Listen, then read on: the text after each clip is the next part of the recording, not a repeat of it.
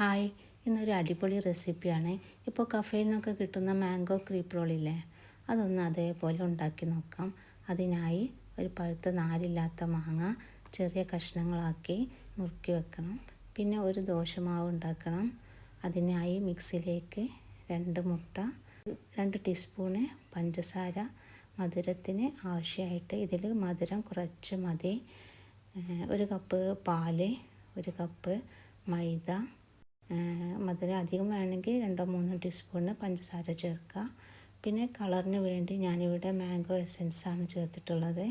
ഇതിന് പകരമായി യെല്ലോ കളറോ മഞ്ഞൾപ്പൊടിയോ ചേർക്കുക.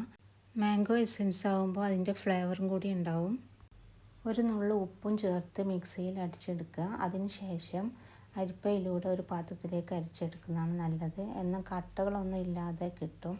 ഇതിലേക്ക് വനില എസൻസും കൂടി ചേർത്ത് ഇളക്കി യോജിപ്പിക്കുക. പിന്നെ 2 തുള്ളി എസൻസും കൂടി ഞാൻ ചേർത്തു, കളറില്ലാത്തതുകൊണ്ട്.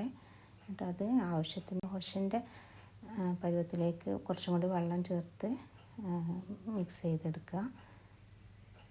പിന്നെ ഫ്രൈ പാൻ വെച്ച് ഒന്ന് ഓയിൽ സ്പ്രെഡ് ചെയ്ത് തുളച്ചെടുക്കുക. അതിലേക്ക് ഓരോ ദോശ ചുട്ടെടുക്കുക. കട്ടിയില്ലാത്ത ദോശ ചുട്ടെടുക്കുക.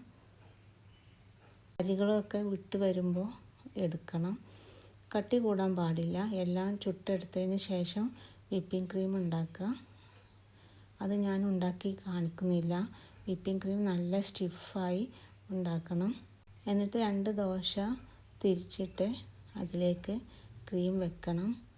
അതിൻ്റെ മേലെ മാങ്ങ കഷ്ണങ്ങളാക്കിയത് വെച്ച് 2 സൈഡും മടക്കി അത് റോൾ ചെയ്തെടുക്കുക. ഇത്രയേ ഉള്ളൂ പണി. ഇതൊരു ദോശയിലും വെക്കാം.